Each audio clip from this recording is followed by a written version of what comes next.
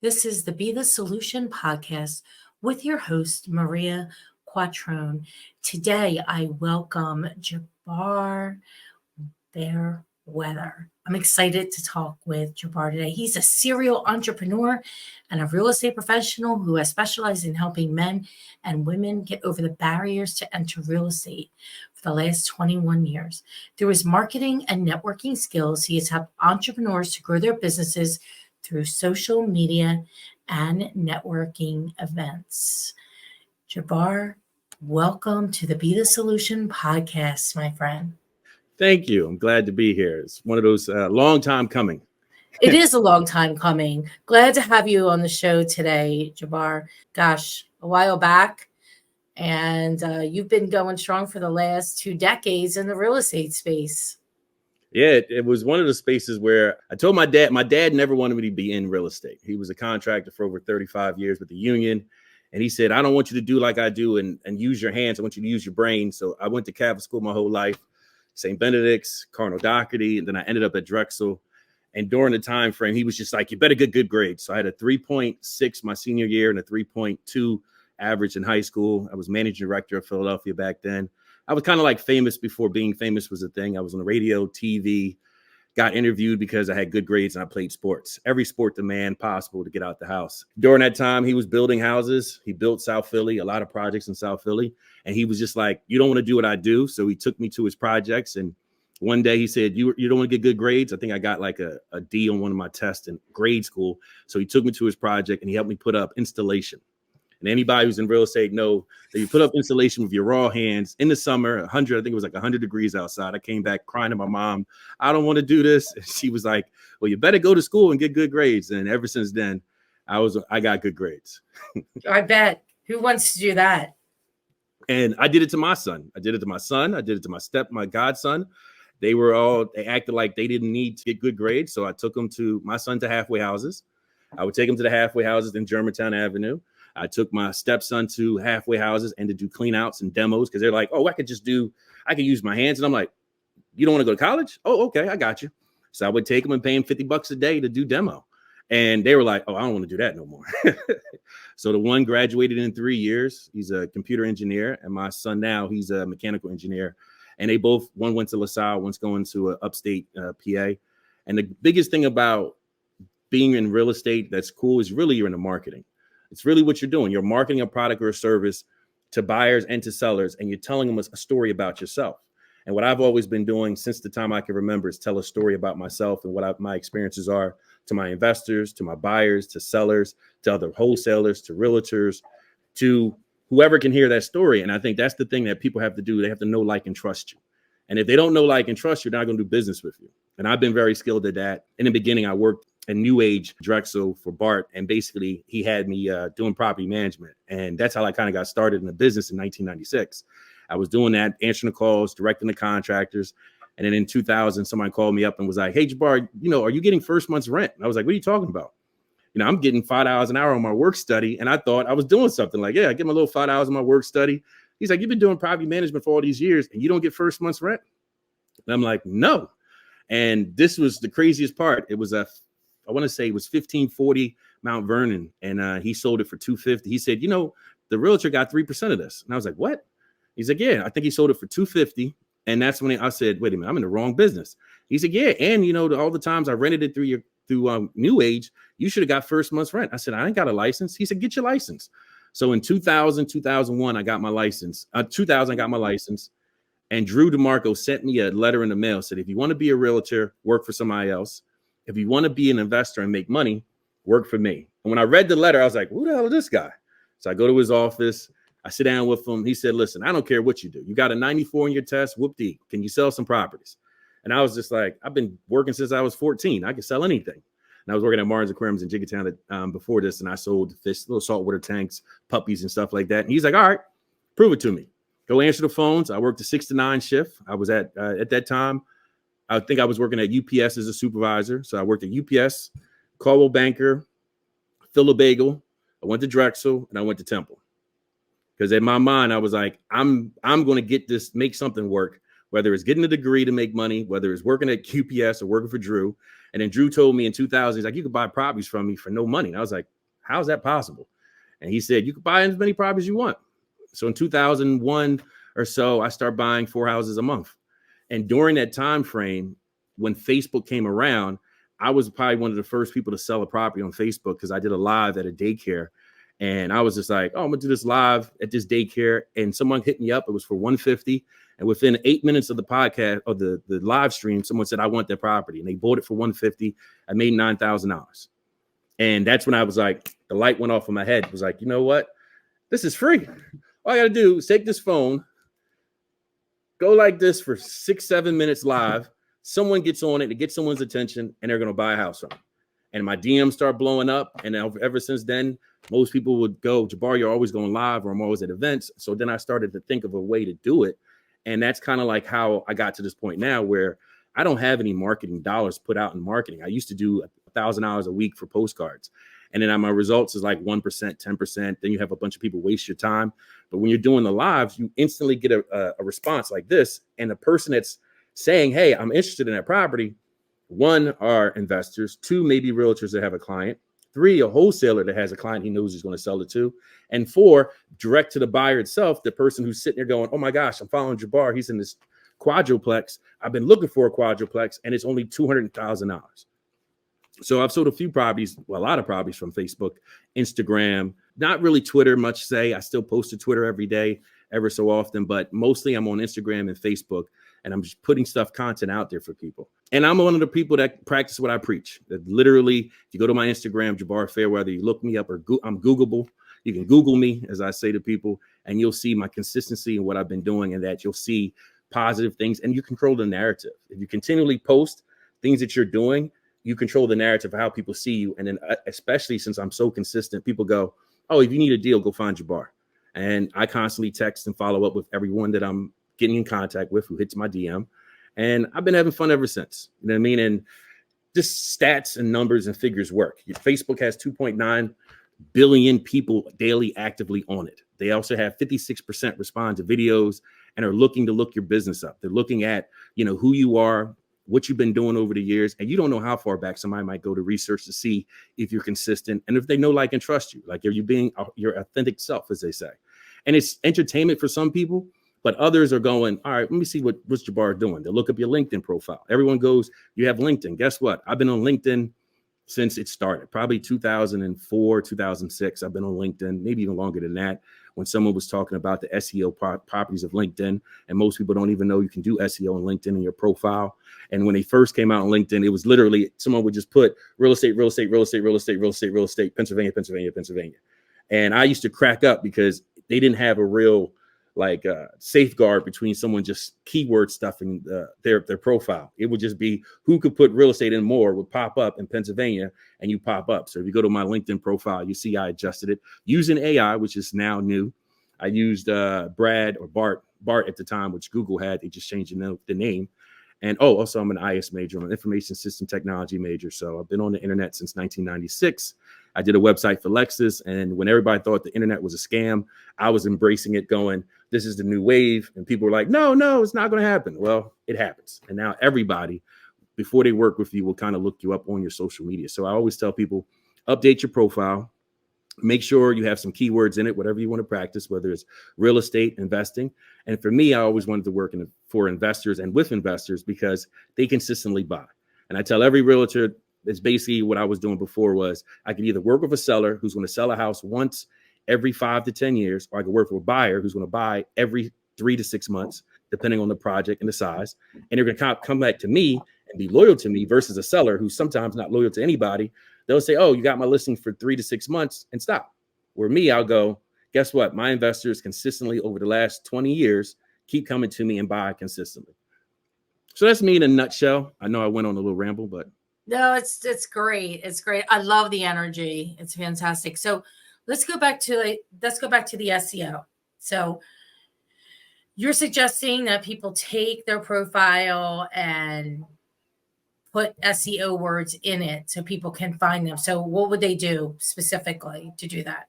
So it's called search engine optimization. So basically, when someone goes to a website or they go to Google or they're looking for you, they're looking for certain keywords. And keywords are basically what your target audience is looking for. So basically, if you have someone looking for apartment buildings, so when you're putting your post up, you can put a keyword and highlight it and say, okay, apartment buildings, Pennsylvania or PA or Philly. And then sometimes I'll put the zip code like 19141 because it's in West Oak Lane. And I'll put that in there. You know what I mean? And what you're doing is you're trying to make sure that when someone types in investment properties in Philly, you pop up. And in your profile, on all your profiles, if you're a realtor, if you're an investor, if you're a wholesaler, if you're a mortgage broker, a loan officer, or you have a business, that's the first thing people look for to see what your profile tells you about them. And then search engines will go, oh, Maria is a realtor in PA, and she's the #1 realtor in PA. Guess what people search in the internet or Google? Best realtor in PA. Well, guess what you can do? You could claim yourself as the best realtor in PA for investors. And be specific about it, where you're basically telling the people you want to work with. Me, I've always wanted to work with investors. There's not one person from Bart Blackstein down to Alan Dom. You name the person, I've sold them their deal or I sold their deal to someone else. I've always JV with other realtors. I've always Dom Summers, Christopher Summers. The guy used to be head of the Real Estate Association. One day we did an event. I pissed off, who was it? Alan Dom. Because I was a wholesaler at a realtor event speaking at the event. It was like 200 realtors there. And this is the time he didn't like wholesalers. And I was just cracking up because I was like, hey, Chris, how was it working with Jabbar? And he was like, oh, it was great because we did a Port Richmond deal. He couldn't find a Port Richmond deal. And I found a 3-story shell for him for, at that time, probably like $65,000. And we both got paid from it. And it all stemmed from me posting on Facebook, doing a live at the event. And I put in the keyword, Port Richmond investment property, great deal or something like that. And while he was on Facebook, I popped up and he hit me in my DM, was like, hey, I like to see that property. I got a client for it. And also when you're doing search engine optimization, you want to make sure you think about it. You know what I mean? And it could be quick, but you think about it. At least three keywords, whether it's Philly, investment, 3-story, CMX2, RM1, duplex, triplex, so people can quickly see what's the video about or what you're posting about. Too many times people post and they're just showing a picture and I'm like, well, what is it? How much is it? You know what I mean? You don't have to give the address. People mess up with that. Don't give out the address. Have the person have a reason to call or text you. Put, what we normally do is let's say 51XX Upsall Street. So now the person gets the idea of where it is, and then now they have to contact you. And then they go to your database. One of the things that people do when they're doing social media is they're not recording their database. Your list is your money. My phone, billions of dollars in this phone. Well, I have people have sold to companies for $1.4 billion to people who do deals for $200 million, $40 million. And I constantly hit them up with a good morning, a good afternoon, an inspirational video, because that's also the follow-up. There's one thing to get your phone to ring and another thing to get a DM and not follow up. A lot of people are not following up because they're like, oh, well, this person might be BS, but you never know who's going to close that deal for you.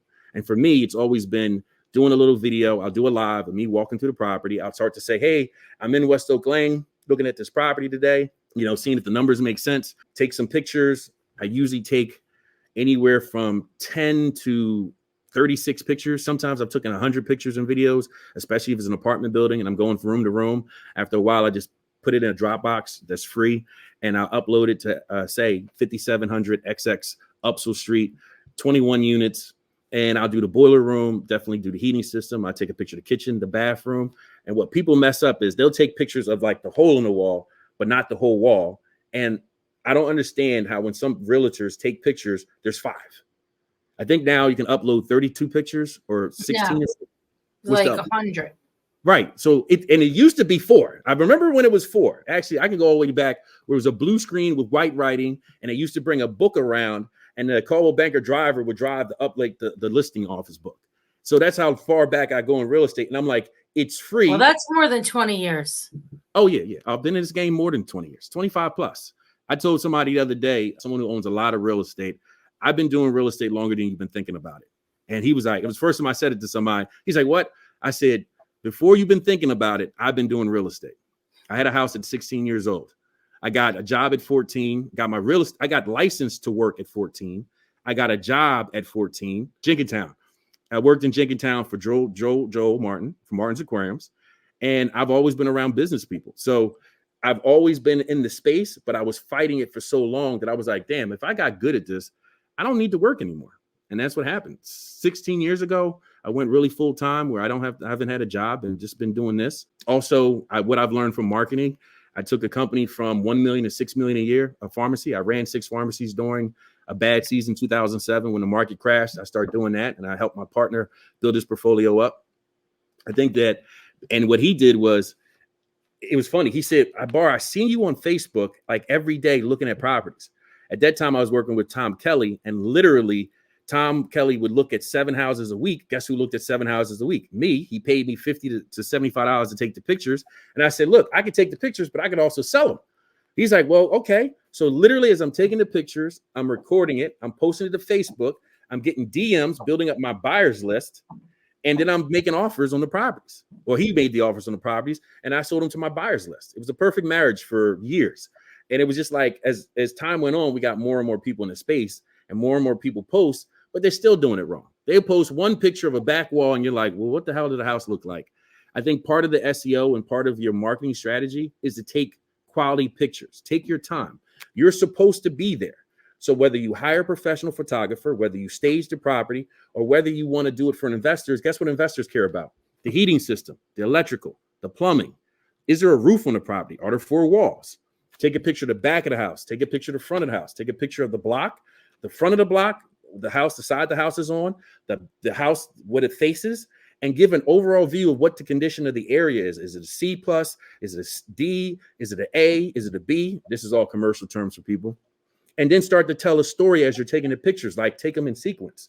Like normally when I ride up to a property, sometimes I'll take pictures or videos of me walking the block just to show the neighborhood, because sometimes people from out of state don't know if the area is good or bad. But because you can give them a visual, they start to make a decision like, all right, I'll invest in here. Oh, 19132 ain't that bad. Man, I thought 19132 was bad, or Logan was horrible. People don't know it, but Logan went from $1,000 to $5,000 to $16,000 to $25,000 to now you can sell a property in Logan for $275. Like I bought my first property in Logan. Yeah, Logan, 5041 North 11th Street in Logan. I think at the time I was getting $750 for the 4-bedroom, 1 bath. And I was laughing like no one went to buy in Logan because it's sinking houses. And now all of a sudden, Logan, people are buying them, selling them, making hundreds of thousands of dollars. But guess what happened? I start being in Logan, start taking videos of these twins that are beautiful twins, 4 bedrooms, 1.5 bath, 2 bathroom houses that are huge with beautiful hardwood floors. It tells a story. They're wide. They're usually 16 wide. And it's crazy because in that moment of me realizing that video tells the story better than you ever can, now someone telling them, oh, I wouldn't buy in Logan. They're like, well, I just seen this house Jabbar posted on Lindley Avenue, just sold for $275. He's been talking about buying in West Oak Lane, Logan, Olney, Germantown for years because it's steady.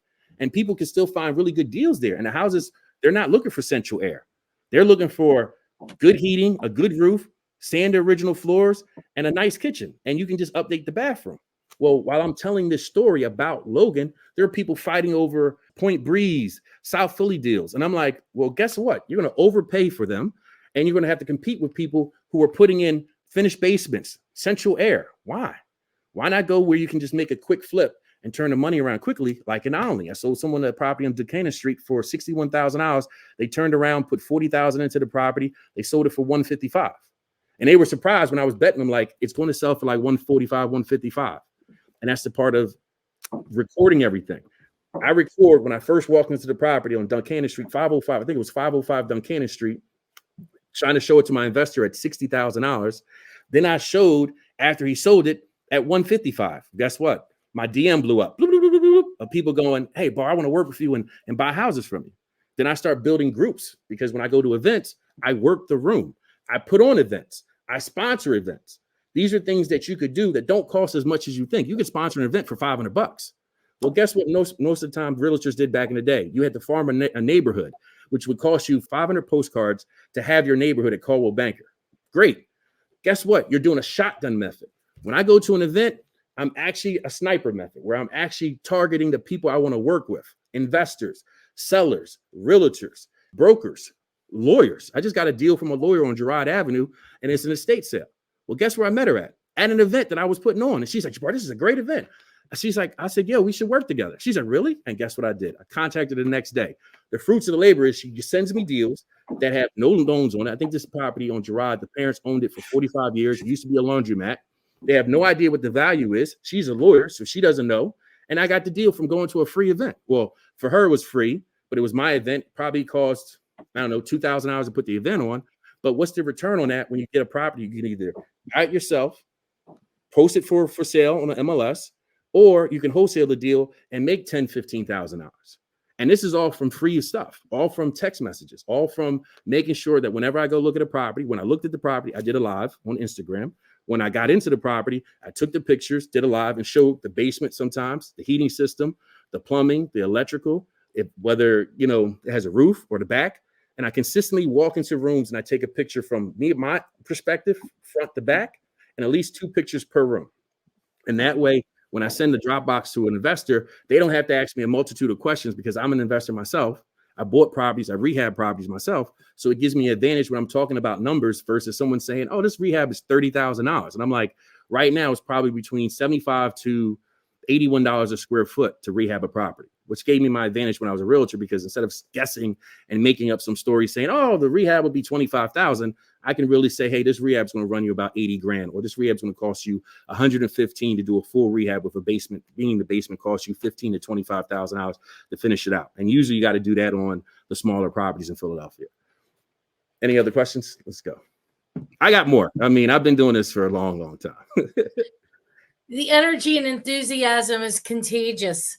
You're making me want to run out to every single listing and do a live video. Oh, listen, it'll get you some very good clients. Listen, put it like this. Whoever you can possibly think of, I can connect to from here to California. And there's been people that go to events and be like, Bar, I was in California. No, they were in Arizona. And one of the guys, the business credit was like, I was in Arizona and 7 people knew who you were, Jabbar. And then the same person was like, went to Atlanta to an event. And they were like, I'm in Atlanta and people know you. I'm like, yeah, I know this person, that person, and in Florida. Because everywhere I go, I just posted on Facebook. So if you go to my Facebook, Jabbar Fairweather, you look me up, you'll see I just posted our event that we all took pictures in, right? Well, people want to be around like-minded individuals. And I bring people to these events. Like I called Jack Azran and was like, yo, I need you to come to the event. While I'm at the event, guess what I'm doing? I'm telling people who he is. I'm saying, hey, this is Jack. He is the biggest investor in the city of Philadelphia, blah, blah, blah. And I'm describing what he owns, what he's looking for, because now guess what they did? While I'm at the event, someone gave me a church in 19104. And I said, Jack, he got a church. And Jack's like, yo, go to Jabbar and give me the information, send him the pictures. Well, all I got to do is follow up. Well, while I'm at the event doing that, people are seeing me work the room. I work rooms, which it's a lost art where people don't understand. When you work in a room, you don't stand with someone you know. People don't know how to work a room. How do you work a room, Jabbar? Best thing to do is if you could bring the biggest, I want to say, the biggest person in the room. You bring somebody to the room. So if someone invites me to an event, the first thing I'm doing is inviting somebody that normally does not go to these events, that you can't call him and say, hey, I want to meet with you. So I bring Jack, or I might bring Robert Peter. Robert Peter's done 8,000 units in New York. And I invite them because they're like, Bar, where are you going today? I'm going to this event at two Brewery on Market Street. I don't know what event I'm going to go to. So I go to the event. I bring somebody that's a heavyweight, depending on who you are. And I say, hey, I got Jack here. And so I start introducing them to other people that I want to work with. People that I'm like, yo, John, do you know Jack? And they'd be like, no, hey, Jack, meet this other guy. He's a developer. As I'm doing that, I leave them two to talk.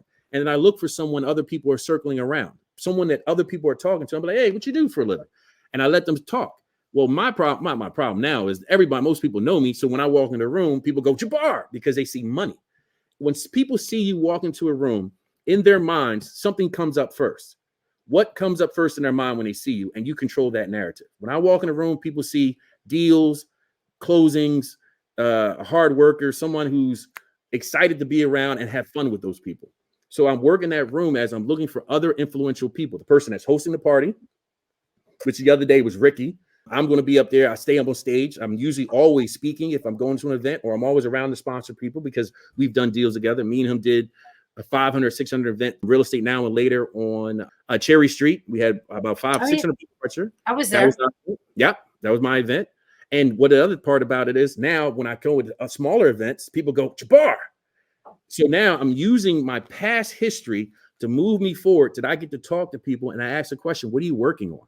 What most people do is, oh, what's your name? And da-da-da. My thing is, I don't need to know your name. I rarely know people's names. What I need to know is, hey, can we work together? I get your phone number, I get your name, I get your email, and I get your contact information. I'm not worried about me giving you mine. I'm worried about collecting the information so I can control our conversation. Hey, let me get your cell phone number. Hey, what are you working on? Oh, I'm working on this deal in Port Richmond, blah, blah, blah. Oh, I got a buyer in Port Richmond. I've never said no to a deal. Someone sends me something in New York for $200 million. I'm like, oh, I got somebody for that. Because I probably know somebody who's in the mortgage industry or a lawyer who has a client that's worth 150 million or $1 billion. And now I'm like, hey, let's work on that deal together. I got this big deal in Texas. Like right now, I got a deal in Louisiana, 164 acres, 20,000 a lot. And the guy who gave it to me was like, Jabbar, I don't even know who would work in Louisiana. I'm like, oh, I know Kyle Johns. They used to be here in Philly. I was on at work with Cadullis from Design Blends. And he's like, well, how the hell? I'm like, oh yeah, I've been in contact with him for the last 5 years. I've known him for 8. And I sent them the deal. And now we're working that deal because I've worked the room before. When they first came to Philadelphia, they would come around with a little piece of paper, which is a good idea too. They come around with paper of all their properties they were working on. And that's what they would hand out. And they had their phone number on it. And I was looking like, I've never thought of that. And literally when they would come into a room. What do you mean they would come around? Explain. So they would have something like this size, would have all their deals on it. And they would hand it out. And they would have their phone number and their website address. Like they would come to, and I met them the first time they came to Philly. They literally would come around with a piece of paper that had it written out on, printed out on, and they would hand you the deals. And I'm like, what the hell are y'all doing? But it hit me. That was genius. They'd never been to Philly before. And when we sat down with them, I said, go to events and introduce yourself to a bunch of people and then follow up the next day. Because most people go to events and they don't follow up the next day. They don't go for follow-up. Me, I'm following up with a good morning text, an inspirational video, an inspirational post. And when you see me, if you go look me up, and I make sure that right after the event, I post on every social media I got, from Twitter, Instagram, Facebook, TikTok, whatever it is, I post. So when you start to search, you're like, damn, this guy was everywhere. And then when you look at my Instagram feed, you start to see like I'm at all the events where the important people are, where investors show up. I really care more about investors than anybody else because they have capital. They have to move. What people don't realize, if I'm an investor and I'm going up the levels, right? I start off as a duplex. I start off as a triplex. Start off as I'm going to buy a quad. When I get to the side, when I'm getting 4plexes and I'm going 10 units, 15 units, guess what I got to do? I got to keep my crew busy. I can never stop growing because the crew that I have that I depend on, they got to pay their bills. That's and right. the only way to pay their bills is if you're working on new projects. So what are you working on means, hey, you're working on what? Oh, I'm working on this 6 unit. Will be done in 2 months. So that means in 2 months, actually in a month, this guy got to start looking for this next project. Think about it. If you meet someone like Jack Asran, who's sitting there going, yeah, I'm working on this school. It's 325 units. Guess what happens when it's done? He got to find another project or 2 or 3. And sometimes they'll just buy a small project just to keep it going. Because the first people that went through was the person who did the demo, the person who did the electrical, the plumbing, the HVAC. And now the craftsmen are coming back, sealing it up. Well, guess what the first person needs? More work to do.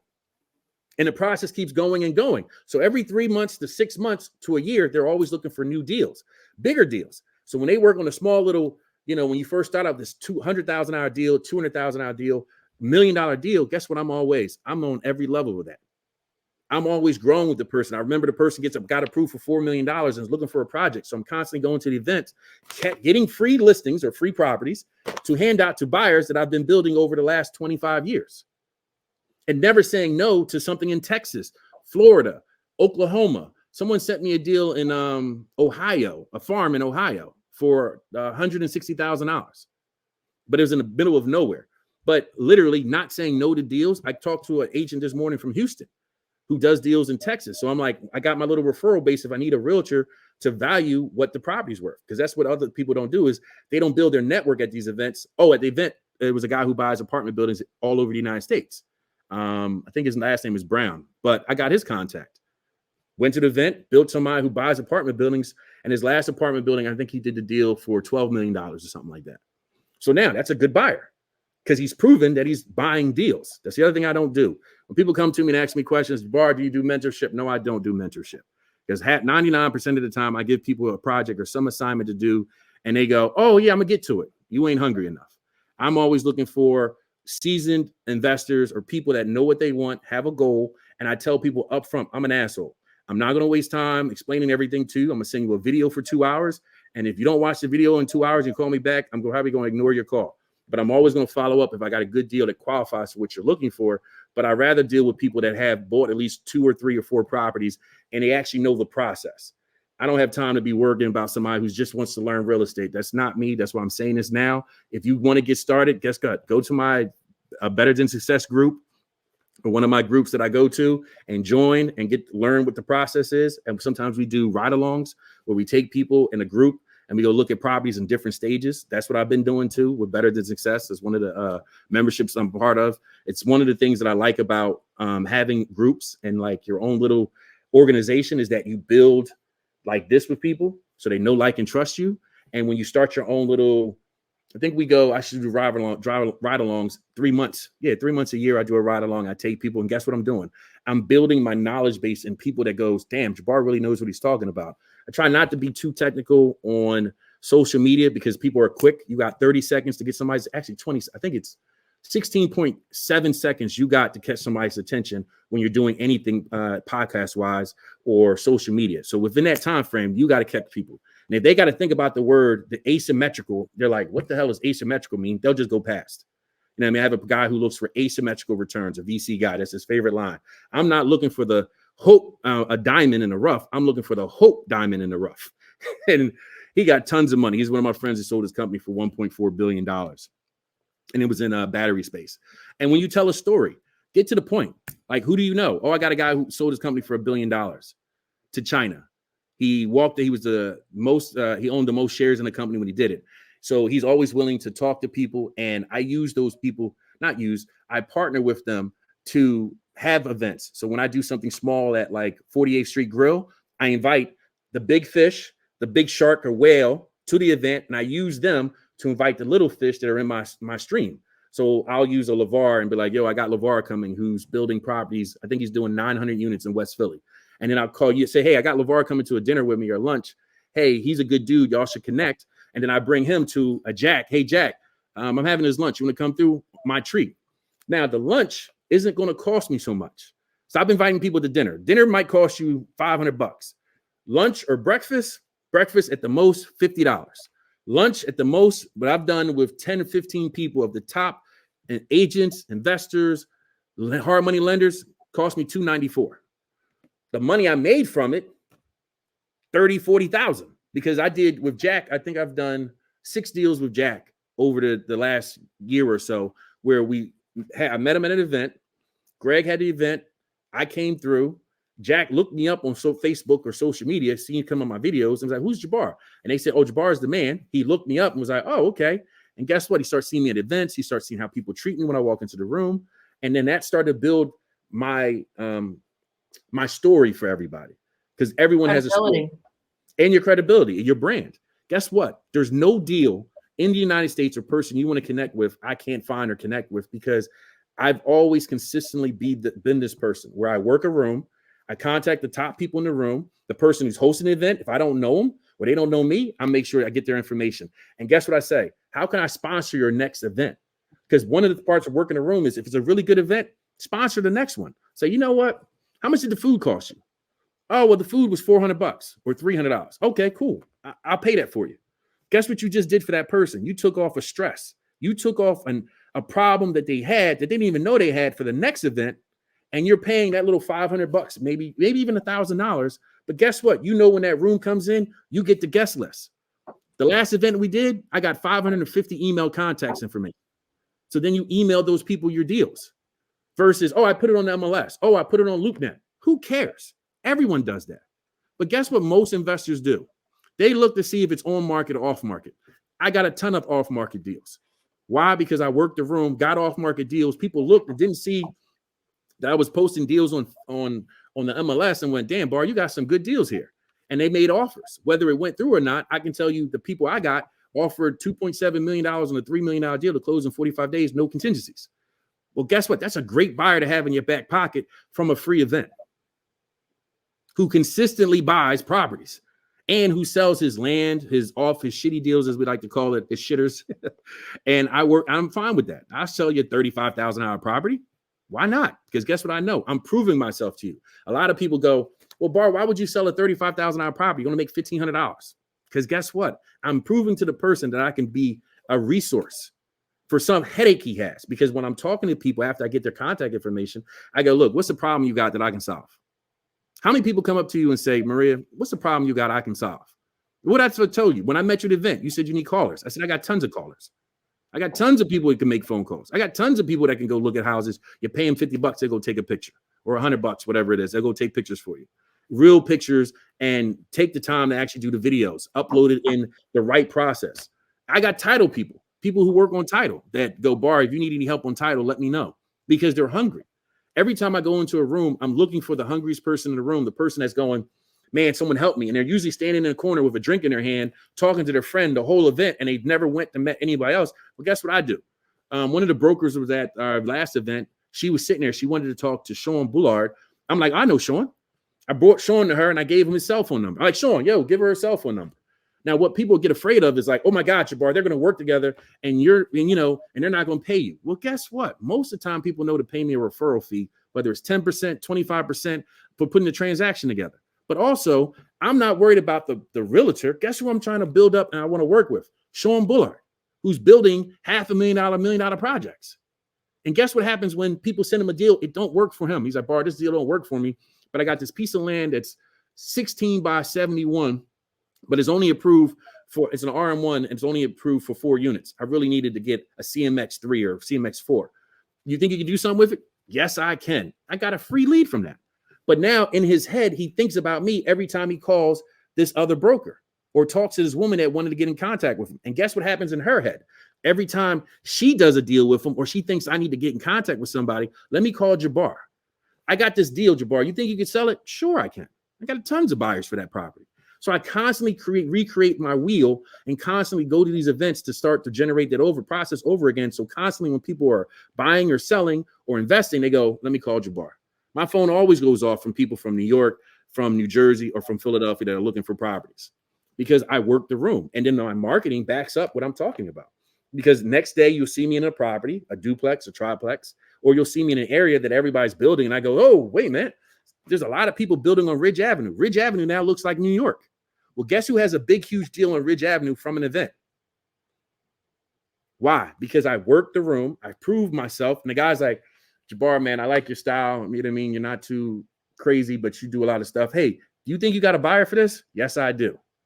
Even if I don't, guess what I'm going to do the next day? Go to my phone, tagging people like, yo, do you want to do a deal on Ridge Avenue? You want to do a deal on Ridge? Hey, you got some extra money? I'm calling hard money lenders. I'm calling lenders, mortgage guys, Mark Brown, Joel from Burr Loans. I'm calling everybody. Hey, somebody got approved for a multifamily or some land, new construction? Architects. I'm hitting the architects up. Yo, you got anybody looking for some land deals? I'm going through my Rolodex of people that would work on these properties and projects and following up with them to see if they got clients that are looking for the deals I got. Ian Walsh from Hard Money Bankers. I remember Ian Walsh from 2006 when we used to knock on doors together in South Philly to get deals in South Philly. Now he's lending money in the $22 million or whatever he's done over the last 2 or 3 years. And he's 4 and 14. I know it like the back of my hand, 4 points and 14 interest rate, but he can close in 3 days. And I've sent him deals where I send him a deal on a Friday, we close on a Monday. So I tell the story like, oh yeah, I worked with Ian. I videotaped the property we were in. We were on the property on Christian Street. We sold it for $365. The out sale was $700. Josh sold it for $700. Sold that deal in 3 days because the buyer for somebody fell out. And I did a video saying that I had promised a guy to do a video for me saying I'm the man. If you go to my Instagram, you'll see in my little stories, it'll be people who say Jabbar is the man. I said, hey, what happened? I closed the deal within 2 days because his buyer fell out and he called me. He tried to sell it twice. It fell apart twice. And I came through and said, yo, if I sell this for $100,000 and we close, you got to do a video and say I'm the man. And guess what? The man video got me the referral to sell that property. Because that's also you have to do. Get testimonials, especially when you do deals that other people couldn't do. Like I've sold a house in 5 minutes. I made 5,000 in 5 minutes. I was at a closing table. The guy called me up. Hey, Bar, I seen you was in, I think I was in Mount Airy. And he said, yo, I see you in Mount Airy. You're doing a closing today on the property in Mount Airy? I'm like, yeah, I'm at the closing table right now. And they're like, yo, you think you can close this deal? At the table, I talked to the buyer and said, look, I can get you another deal right now for, I think it was $35,000. And I sold it to my buyer for $40,000. And he bought it right then and there. Done deal. 5 minutes. Took me less than 5 minutes to get that deal done. Because at settlement, I'm going to settlement. Guess what I say? Yo, I'm going to settlement, people. I take my phone out. I do the little live video. Hey, going to settlement on this deal. It was a real rough deal. I explain the deal, talk about the neighborhood, and I go to closing. And I used to have on social media, even if you type it in now on Instagram, can't stop closing. I used to always show my checks and be like, just got another check today. So I did that as a thing. Can't stop closing was my thing on Instagram, but I started getting too many calls of wackos talking about, oh man, you can't stop closing. Can I borrow some money? So you gotta be careful of that. But I never show the numbers on the checks because people think, and I think that's one thing about social media you gotta be careful of. People think, oh man, we're making hundreds of thousands on every deal. We're making a percentage of the deal. So if it closes for $2 million or $3 million, we're getting a percentage of it, whether you're a wholesaler or not, or a realtor or an investor. You got to make sure your numbers make sense. That's one of the things I'm very well known for. I make deals make sense. Even if I could make $20,000, $100,000 on a deal, I'll probably write the deal up for less money so that the person will refer me more other people, which most people don't understand that concept because they think greedy. I got to get all the money out the deal. What I think is if I split the money with Maria, and I take less, she takes more. Guess what happens when she gets her next deal? I got to send it to Jabbar. Versus, you got 50-50, I got 50-50. You go, all right, well, I did a deal with Jabbar. So what? It didn't change anything. Next time we do a deal, it's like, damn, he did 60-40. I got 60%. Or sometimes I might give somebody a deal. They never did a deal with me before just to see if they could sell the deal. And just to create that relationship, I'll give them a referral. And they'd be like, Bar, why would you do that? Because my lifeblood of my business is referrals. I don't do regular marketing other than social media, so I don't pay for marketing. So if I can get a referral, what's the return on that? It's infinite. I didn't put no money out. I gave somebody a referral before. Later on, they give me back a referral from a deal they could probably sell on their own. I do that with Steve Burke now. Me and Steve Burke known each other for the last, 8 to 10 years, and we split 50-50 on the deals, whether he gives it to me or I give it to him, so that when we have our downtime, we're not struggling to pay our bills. He'll go, Bar, I got this deal. The last deal he did, he just made, I think, $52,000. He offered me the deal to see if I could sell it. My buyer offered too low, but he was going to split 25 grand with me. I didn't ask for it. He was just like, yo, Bar, you think you can move this deal? And guess how I found out about the deal? On his social media. He posted it in Facebook Marketplace, which I think a lot of people aren't utilizing enough of. You put the deal on Facebook Marketplace. Guess what? Someone scrolling through their timeline who's in real estate is going to get a picture of a house on Facebook Marketplace. Then they're going to DM you for more information. Guess what you're going to build? Your buyers list up. Guess what happens? You build your credibility. So what I go through in Facebook groups, there's tons of Facebook groups on wholesaling, investors, in every state. You go into Facebook groups and you'll start to see deals that are not listed on MLS, off-market deals that you can say, hey, I got a buyer for this. You mind working together, a JV together? And they'll go, sure. What do you want? Give me 60-40 or 50-50. I usually do 50-50, but you let me know how much you want to pay me. And get the deal done, because that's what's the key in all this is finding out where your niche is and where you fit in. And I'm the person I find deals, and I consult people to make sure that it's a deal that works. Somebody sent me a deal this morning in South Philly. I think they said the comps were 280, but the seller wanted 130. I said the numbers don't make sense. I said we need to get this deal at 100, and then we could probably sell it at 115, 120. But I looked at the rehab. I looked at the pictures. It looks like an $85,000 rehab. I know how to work my numbers. That's the other thing you have to do if you're going to be in this business for a long time is kind of keep up with your numbers, keep up with the marketing, keep up where the hot area is.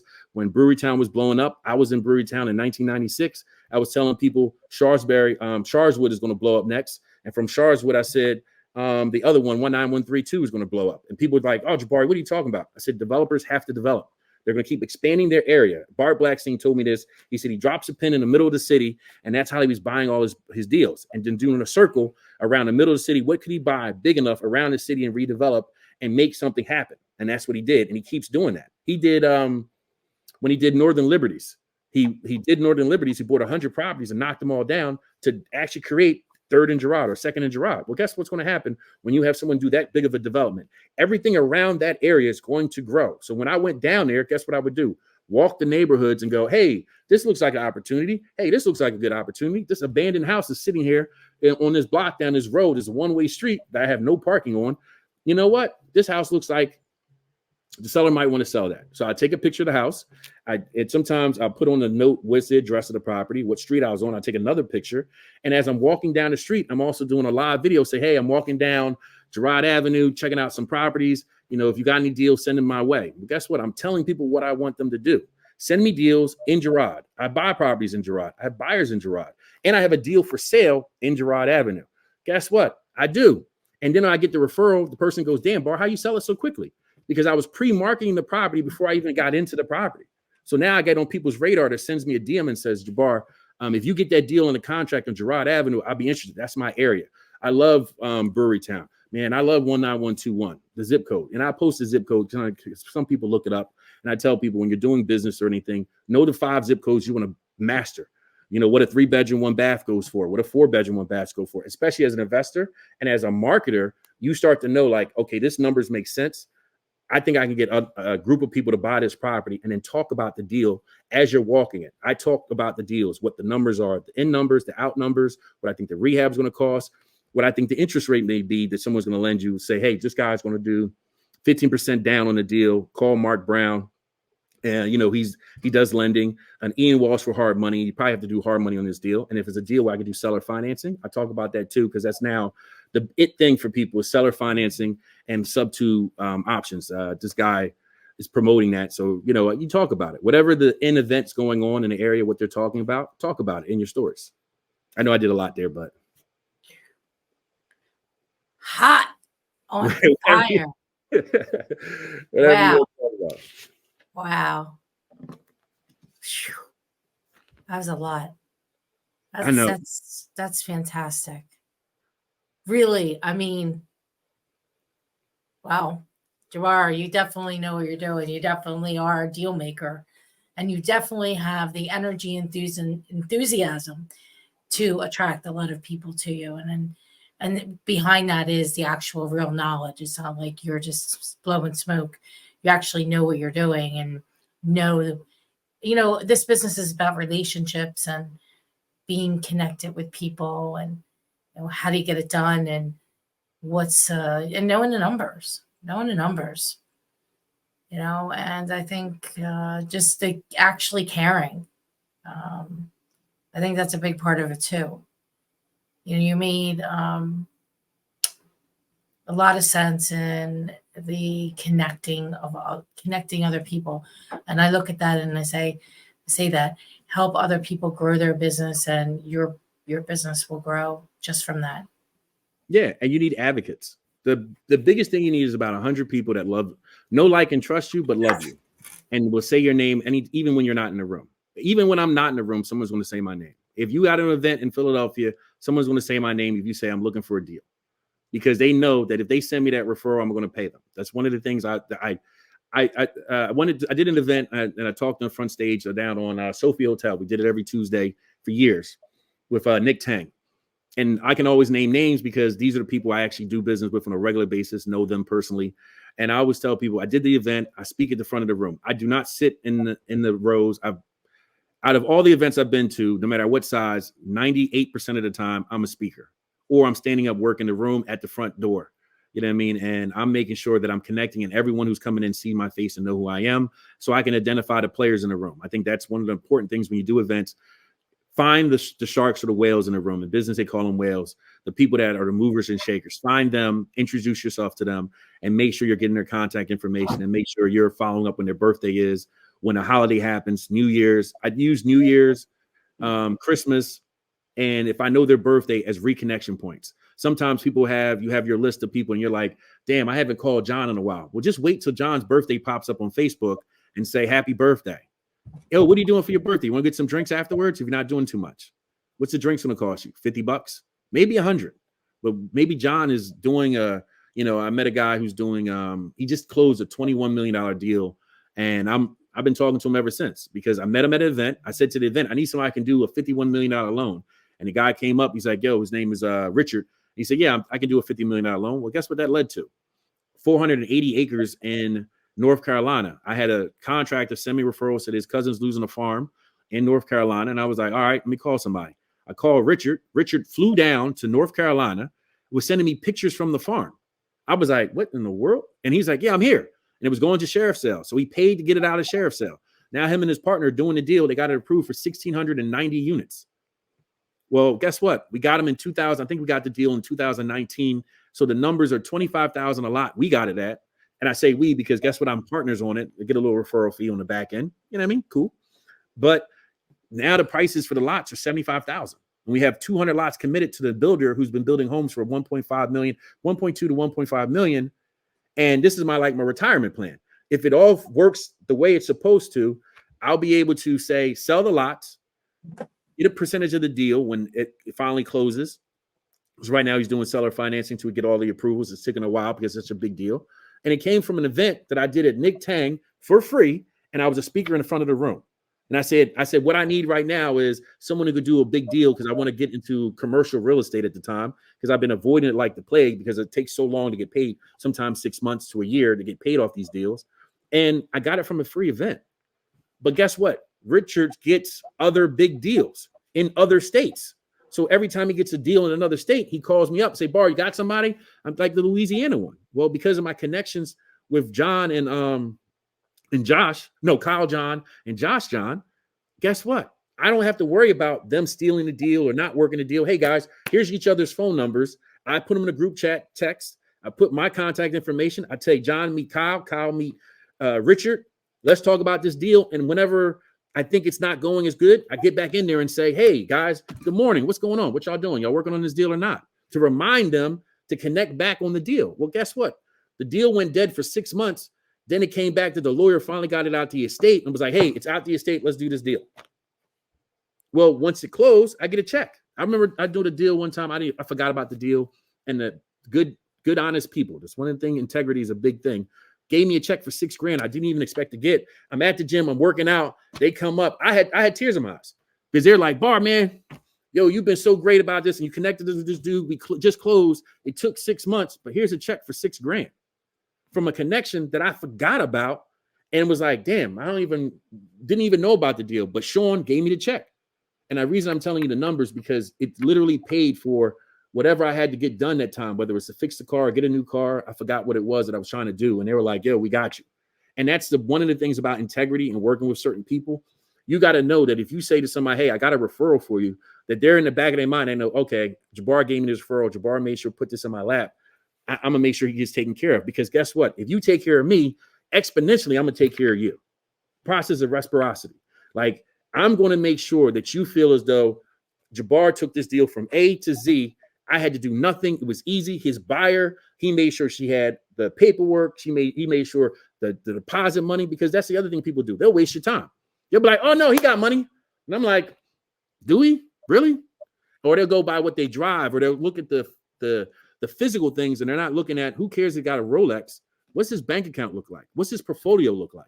When I get on the phone with people, I'm asking those questions before I even refer them to you so that you don't feel like when you see my phone call, it's a waste of time. You see my call and you be like, damn, I got to get with that guy. Because when you go to my social media, you go, oh shit, Jabbar just did an event with 600 people. Jabbar did an event with 150 people of qualified buyers who all know, like, and trust him. And he can present that know, like, and trust on me, and we can grow my business. Because people want to grow their business all the time, but they get stuck in their head. They're going, oh, I can do it all by myself. When I was doing $6 million a year and doing it by myself, I went crazy. Someone told me a long time ago, if you get a lot of money, Bar, you're going to go crazy because you never had a lot of money. I said, no, that's stupid. I'm not going to go crazy. I was 26 years old, and I was running these pharmacies doing the marketing, which I knew nothing about drugs.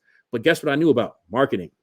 And I would start to do events, small events at old folks' homes. We were the Bingo Kings, and we called ourselves Bingo Kings because guess what? At that time, Rite Aid, CVS, Walgreens never did pickup and delivery. So guess what we did? Free pickup and delivery. And I gave 3 shirts that says, I love Mount Airy Pharmacy. I love ATA Pharmacy. And on the back, it had our fax number, our cell phone number, and it said free pickup and free delivery. And it was a heart on the shirts. Well, guess what happened? I did the one event. The lady said, Jabbar, what do you want to do here? I went on Huntington Park. I went to the place. I said, yo, who does your events? And the lady said, my events. Our event coordinator. Well, the property manager Didn't have enough time to do events. I said, let me do your events. She's like, what are you going to do? I'm saying, I'm going to do bingo. At the time, people had to do the bingo. They paid $25 to play bingo. Our bingos were free. Guess what old people like? Pretzels, Free. donuts, water, apples, oranges, and chips. Guess what we did? I got apples, donuts, and chips, had a little spinning wheel. I paid Chris $400 to do the event. We did the event. We gave out gift cards to Walmart, Target, what was the other one? And some shoe place and Value City, one of the shoe places, Payless, $25 gift cards. So not only did the event was free, not only did we do free pickup and delivery because the USP, unique selling position, because I actually used my brain and said, guess what? Knocking on doors, because what they were doing is they were sending out 5,000 postcards. And I'm like, and knocking on doors, I'm like, this is not a way to sell drugs legally. And I would walk in the room. I'm a legal drug dealer. And the people would laugh. I'm like, what? I sell drugs legally. Pharmaceuticals. What do you got? So guess what? Now we're doing these events. 10 people show up the first time. 20 people show up the next time. 40 people, 60 people, to the point that I was doing the senior citizen prom for the whole city of Philadelphia. And the last event that I attended and did, 552 seniors was at the Sugar House Casino. I did one at the convention center. So Darryl Clark, which he's no longer around now, he was like, oh, my name got to be on this. And I'm like, y'all didn't do nothing. We wrote the first check. I think we wrote a check for 25 grand at the time. Because when people tell me how to grow a business, I've been on the internet since 1996 with Frank Kearns, Jeff Reese, Jeff Walker, who does the launch products. Russell Brunson, who does ClickFunnels, he went to a class to my friend Dagan Smith to learn how to do copy and tell a story. It went from a $600 class to now it was 10,000 hours to now 25,000 hours. Now ClickFunnels is doing $2, $3, $4 million as an event. Well, guess what? I've been around them since I was a kid. I just always laugh because I didn't understand business at the time because no one gave me the balance of how to make money and reinvest it back into yourself. I made the money. I spent the money. No one taught me. I think that's one of the biggest thing about running a business is you have to reinvest the money back into the business. As time grew on, I started to learn that. I started reinvesting and having bigger bingos and having bigger events because I'm like, damn, if this event with 40 people showed us, got us 2 to 10 customers at $200 a pop, pharmaceuticals around 35% net. After every dollar, you get about 35 cents at that time when we was doing this. I realized like, damn, if I can get 500 customers at this event, maybe 200 switch over to us because we gave them a reason to. We did pickup and delivery. Well, guess what? That works in any business. It's not a special thing that it doesn't work in pharmaceuticals. Find where your clients are going to be and be there, but be the person that is a reason you're on your mind. You're sponsoring the event as sponsorship. You're having the event as the host. You're sharing interviews or you're giving out awards. When we did awards for the first Philly Real Estate Week, we did Philly Real Estate Week for the city of Philadelphia 2 years in a row. We did Monday to Sunday where we had different days for different events for investors, commercial buyers, for realtors, first-time home buyers, people wanting to buy loans. Well, guess what? Anyone can do that. You could do it on your social media. You could do it like we're doing on Be the Solution podcast. It doesn't cost you a lot to host an event, and you can create partners and sponsors to pay for your event. So you can host an event at a bar, and at that bar, you can call a realtor, you can call a lender, you can call an investor and say, hey, do you have something you want to sell? And they say, yeah, well, you could be a sponsor of my event. My last event did 550 people. We had sponsors out to Yin Yang sponsor it, $1,000 a table to 10 grand as the VIP sponsor to $15,000. Well, guess what? That sponsor just paid for my event and the space. The space cost us 15 grand. There was a sponsor who paid 15 grand. So they got the space for free. Now I got to worry about the food and the beer. Well, guess what? They had to pay for their own beer, but we came with the food. So now I think it was $8,000 for the food, $5,000 or $8,000 for the food, something like that. Well, one sponsor knocked that out, or two sponsors knocked that out. Well, three sponsors paid for the whole event. Had a great event, built up our buyers list, built up our sellers list of people who want to work with us. And we had a speaker who was the top. I think they did somewhere between, I want to say for the year, like 119 sales. And they spoke for the first 15 or 20 minutes. They showed up for free because one of our guys had a relationship with them, and they did the event, the Real Estate Now and Later event.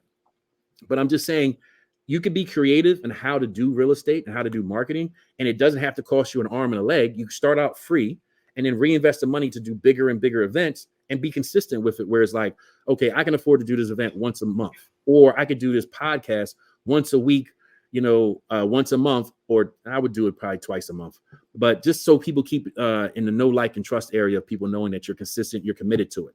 And the biggest thing is most podcasts don't go past 21. When I heard that, I thought that was so crazy. Podcast 21 episodes. 21 episodes, you're in the top 5% of podcasters in the world because they don't go consistently 21 episodes. You imagine that? Oh. Like, I remember when we were top 8 in the world for entrepreneurship, the Better Than Success podcast for entrepreneurs, because we did it every week. Every week we did a podcast consistently for over a year. And then we end up in the top percentage in the world. And I couldn't believe it. I'm like, damn, this is crazy. But it was like, no one's consistent. Now podcasters are all over, right? All over podcasts. Everyone's doing it, but are they doing it right? And then if you're doing your podcast, do you have a topic that can fit sponsors in there? Mortgage lenders, wholesalers, realtors, whoever you want. You might see them as competition, but that's not the reason we're in business. The reason we're in business is to make money. And if you want to expand your business, you got to accept that the person from Coldwell Banker want to sponsor your podcast because they got a $30 million island deal in the Bahamas and they want to talk about it. And at about 15 minutes, you go, hey, this is all brought to you by Jeff from Coldwell Banker, who has a project, and he talks about his little project for 30 million. Think about it. How many times a lender or a title company, so one of the title companies works with Keisha. We got a title company, which she sponsors everything we do. She writes a check. Hey, what you got going on, Jabbar? We're doing something at Better Than Success at Jasper Street. We're going to have 50, 60 people there. Boom. I'm going to videotape it. She's one of our primary sponsors. She writes us a check. She sponsors. She shows up. Her team shows up. And when people need to look for title work, guess what? They go to Quick Abstract. Didn't cost me anything. She just paid for the food. Hey, Keisha, we need a sponsor for this. You can start building those relationships. So now every time you do an event, the sponsor's like, man, they can quantify why to give you the money. Because they go, damn, how many? Oh, we got 10 deals from this Jabbar's event. Great. Or the people that show up do business with each other and they like, Jabbar, man, we started a business and a company. We doing real well, all because of you. Yo, if you got anything, you need help with anything, let me know. And now they're funding your business because you put in little slots for the sponsorship, whether it's the beginning of the show or the end of the show. You say, this is sponsored by Remax, the real estate brokerage for the ages. Boom. Make sure you come to Remax. And if you mention my name, get a 10% discount on your first deal, whatever it is, whatever unique selling position you want to say. I remember back in the Robert Allen back in the day say, if I can't sell your house, I'll buy the house after 30 days. Remember that? He had his own little course. I bought his course. It was like $2,000 or $4,000 to buy the Robert Allen course with the tape decks. I don't know if you guys are young enough. But yeah, Robert Allen. I don't know him. He was the Remax guy who did I sell your house in 30 days or I'll buy it. It was a little before me. Oh, okay. So yeah, back in the day, there's a guy named Robert Allen, and he said he was the first one to use this unique selling position, which means he got all the listings and he would teach you how to do it. If I can't sell your house in 30 days, I'll buy it. And you had a pre-negotiated number that he would buy it at if he couldn't sell it. So you tell him your asking price, and he'd go, I guess it was the same thing that we do as wholesaling, 65%. So you wanted 100, he paid 65,000 for it. So at that point, he knew he had a buyer for it, but that was his thing. Or he did, I'd help you move. If I can't sell your house, or if I sell your house, I'll give you a truck to help you move. That's what started the trucks. And then he would send a truck that was wrapped with Remax all around it. And the truck was like $800. I think he would charge you to rent the truck for the day as the real estate agent if he was teaching you how to do the course. I'm so old about in the real estate, man. I was tape decks. Like I remember he sent tape decks and workbooks that was like stapled together. They came in a binder. And, it was funny because I would look back at those things. I just found my Remax contract, 3 pages that I got as being a realtor. And I used to love doing those little 3 pages to do it. It's like you get the white copy, the yellow copy, and the pink copy. Yeah, that's right. The triplicate. That was it. You were done. Every time I got those, I was happy. Like, oh, Jesus, I love these people. It was a great contract. You know what I mean? I think that's the part of also me. I have history, but I recorded history. Documentation beats conversation. Everybody talks a big game, but can you name places and things that I can go back and look up and say, damn, this person actually did this, and this. I've rehabbed over 44,000 square feet. I had North Star Manor. I think the seller wanted $4.7 million. I got it for $3.2 million. It was a nursing home. I've done pharmacies where I know nothing about it, but I've been fearless. Like I've always looked at it like, well, you know what? I ain't going to live that long. So let me go try this process. I've had heart failure and still did videotaped me dying, took a picture just before I was almost about to die, heart failure, May 2nd. I take 7 pills a day. And as I'm leaving the place, I said, hey, let me take a picture. As I got to the hospital, I took a video, and I'm talking to the nurses and everyone in the room about real estate. And hey, you know what? You don't want to be a doctor forever, working 20 hours a day, 24 hours a day on call. Hey, let's invest in some properties in real estate, just in case. Because everyone you meet can turn into a deal. I was at the bank one time and I sold a house on Logan Street. I was in the bank. I'm in the front. I'm depositing money. And the lady said, hey, Jabbar, how's it going? I said, oh, yeah, I'm working on this deal. I just got this property for $35,000 on 9th Street in Logan. Hopefully I can sell it. I said it loud enough so everyone could hear me. Someone comes up, yo, you got a house for $35,000? Yeah, I got the property for 25. I sold it for 35. The seller got the money. Her husband had got arrested, and she gave me an extra $5,000 for selling it for less than 30 days. Because I met her at an event. She was telling me about her issues, because I talk to people, say, what issues or problems you got? I'm a problem solver. And she told me her husband died of a house in Logan. Nobody wants it.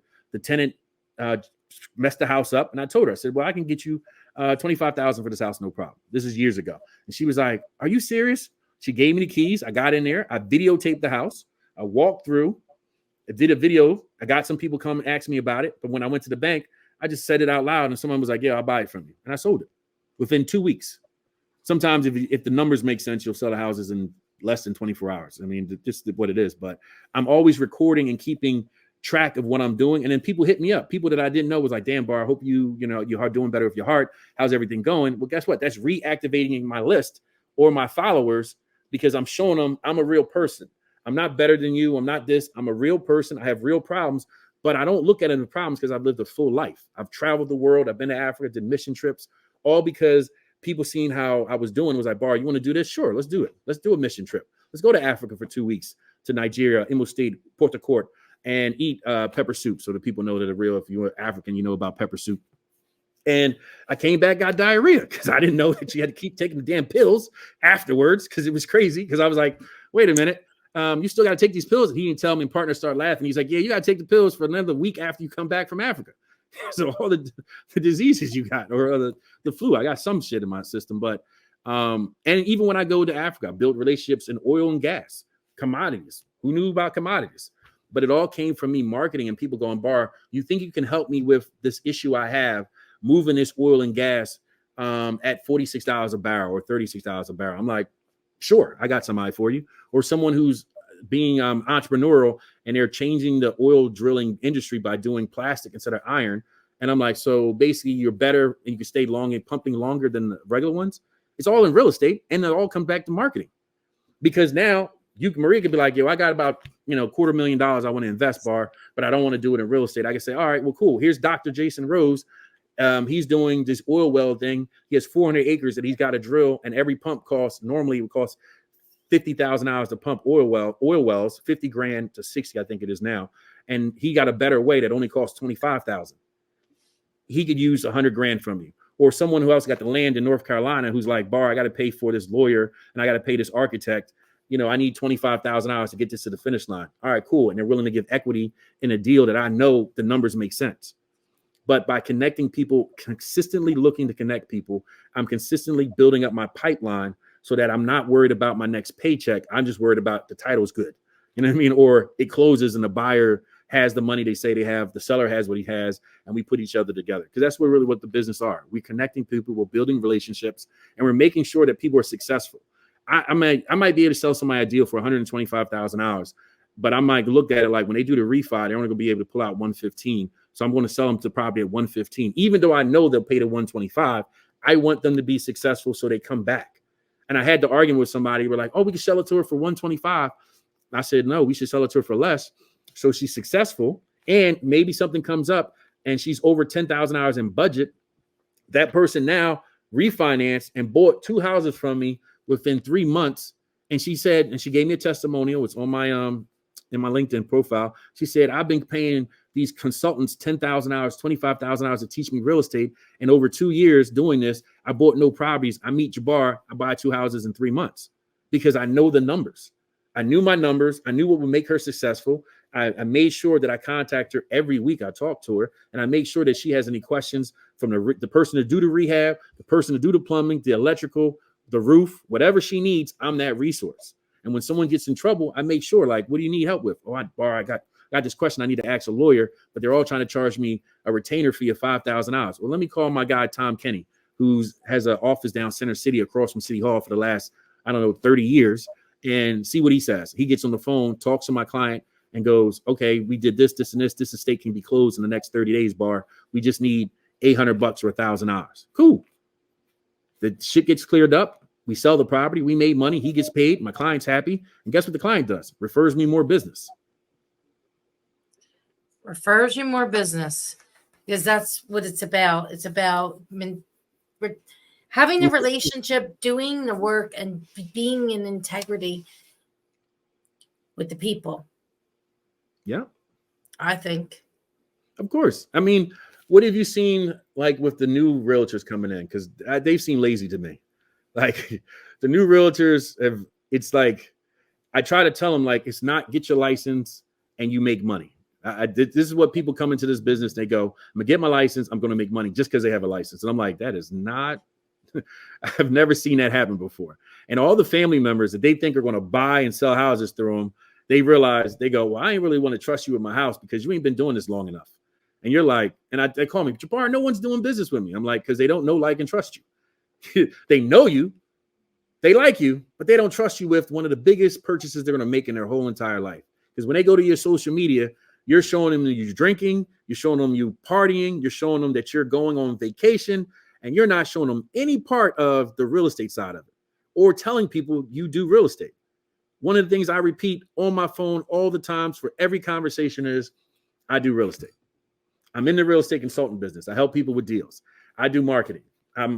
Whatever it is, I'm letting you know what I am. And when I look at it now, it's like these they get the license, 6 months later, a year out, they say it don't work, and they get out of real estate and get a full-time job again. That's pretty much correct. A lot of people don't understand really what it takes, and nor are they willing to do what it takes. And so I think next year, you'll see a lot of people more than usual fall out. Yeah, I think it's been a 10% drop or 15% drop in realtors renewing their license this year because it got hard. And what they didn't realize is that when the interest rates go up, guess who's still buying? Investors. Guess who's still selling? Investors. You know what I mean? And if you're worrying about sellers that don't understand that, hey, your $300,000 house last year is now a $260,000 house this year because the interest rate's going from 5% to 8%. It's hard to have that argument with that person. But guess what? The investor goes, I got to keep buying properties because this is how I make my money.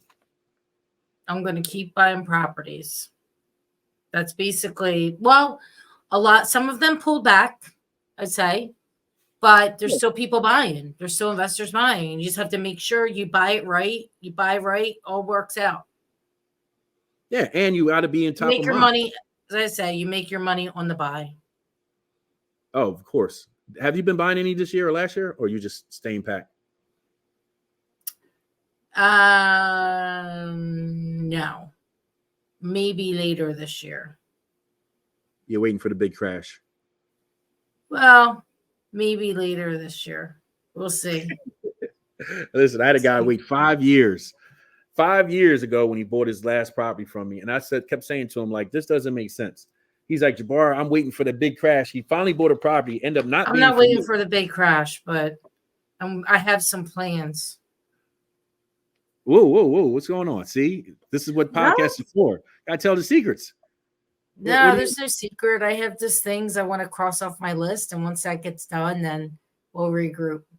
All right. So, wait a minute. I'm on this podcast. We got to make something. All right. So what is one of the goals you want to do in the next 2 to 3 years? Like, what is like your big bucket list? Personally or professionally? Whichever one. So that's a good question. And something I'm hesitating to answer you because I'm in the process of really getting clarity on the next thing. I mean, that's a big move. I mean, that's one of the things I tell people, I have a note.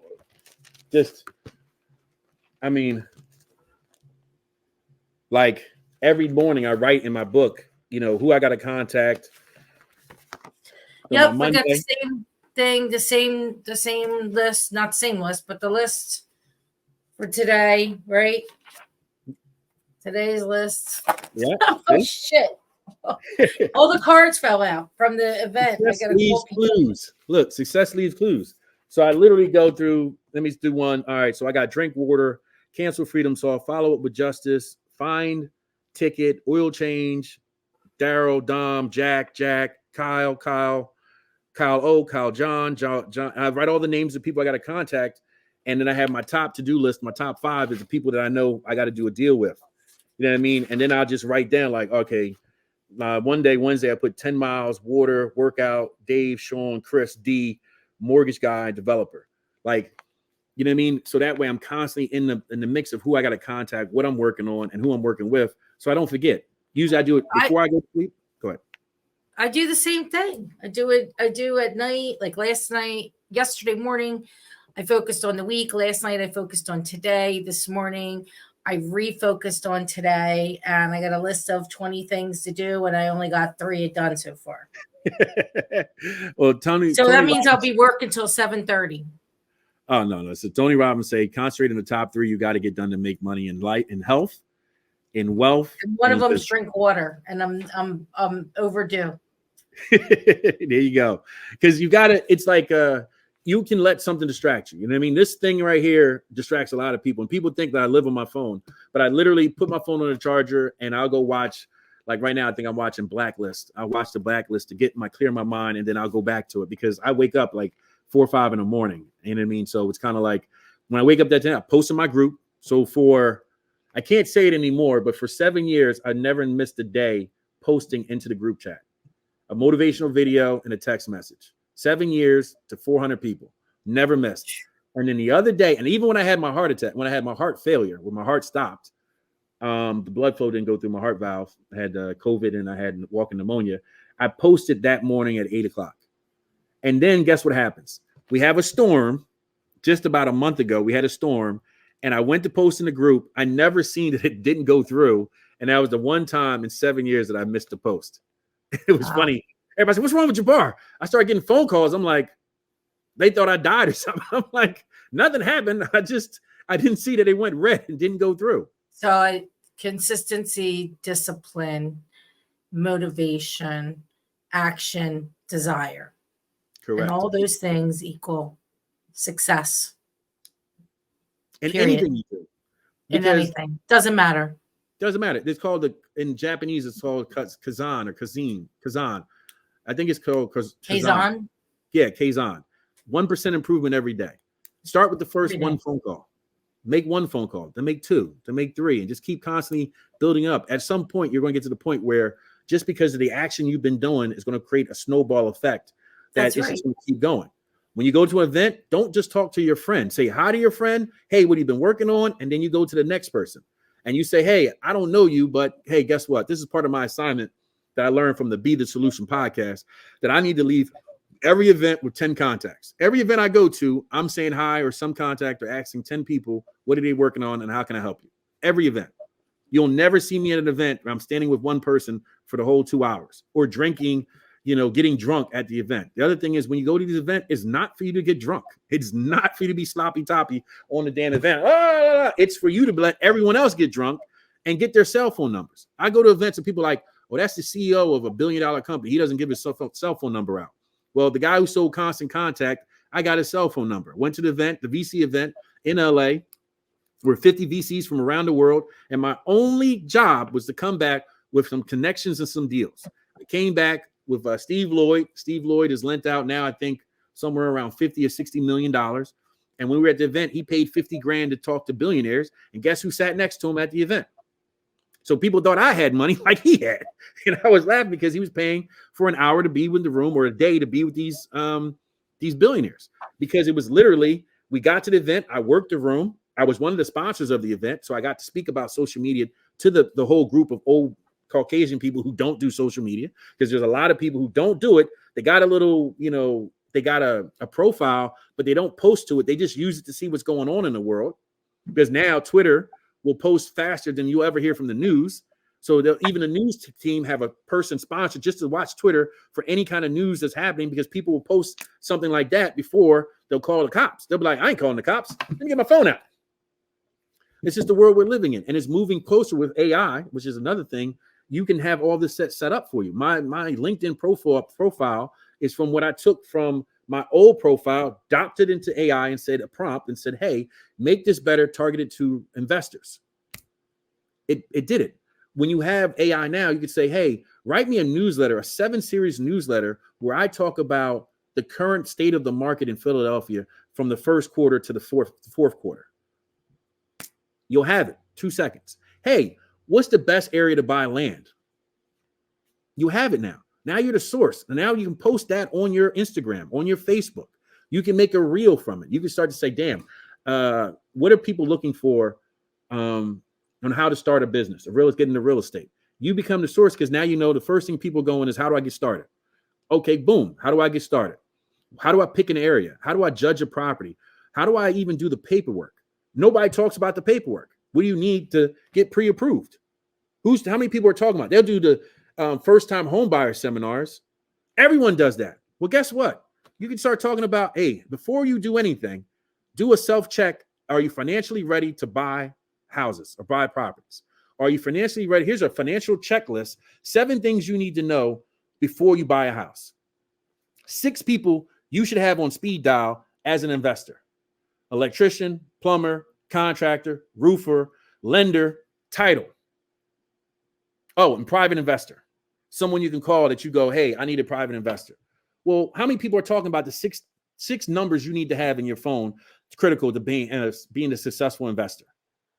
You just got to sit back and brainstorm the top and start to say, like, okay, what would my target audience need information about? How do I provide that information? And who do I have in my Rolodex that I can work with, also get a referral fee from, that when I'm sending them 100, 200 people, even if only 10 people successfully close with them, I'm getting a small little referral or marketing fee or consultant fee. Those are the things you got to think outside the box. Everyone goes, oh, first-time home buyer. But nobody's doing first-time investors. Hey, this is for first-time investors looking to scale. This is for people who own a few properties and want to get to the next level and buy apartment buildings, commercial units. How many people are having those type of events? How many people are talking about hard money lenders and how to work with and get the best rate with a hard money lender, then have the sponsor be a hard money lender who sponsors your event, and they get the referrals and you close deals faster? Absolutely. Man, Jabbar, this was this is one of the best shows I've had. One of the best. I appreciate you so much. I thank you so much. This has been my head is spinning. And you gave so much great information. I hope that people listen to what you're telling them to do. You certainly are Be the Solution podcast. I thank you, my friend. I can't wait to see you again. We'll have to figure out, let me know the next event you're going to. I'm going to go just because you're going to be there. It'll be fun. But it was so great to have you on today. Thank you. Thank you. And I appreciate it. You know what? We're going to do some bigger deals and get you a couple of investment properties next year or some year and get you on one of my bigger projects. Like, wherever it is you want to go, just let me know. I also got a friend who's doing island deals in Bahamas. So maybe you want to buy a piece of a beach or a mountain front. I think he's doing, like I said, it's kind of like whatever you want to do. I probably have a friend or someone I know that can do it and grow the business, because as you grow, I grow. Because sometimes it's something I might not be into at that time. And then you start talking about it because you're really into it. And I go, wait a minute, I didn't know you were going to get a 50% return on buying the land for, I don't know, $150,000. You're going to build $1 million property on there. You're going to do Airbnb out of it at $500 a night. And it's going to give you a crazy 36% return NOI on the property. You never know. All right, see, you have a good one. And everybody, if you want to see where I'm at, you can go Google me, Instagram, Facebook, Jabbar Fairweather. One of the other things I tell people to do is get your name, get your full name at all your social media, and then get your business name at all your social media. So that if you want to post something for the family, cool, that's fine. If you want something, post for something to business, separate. Don't confuse the two. Great advice. All right, you have a good one.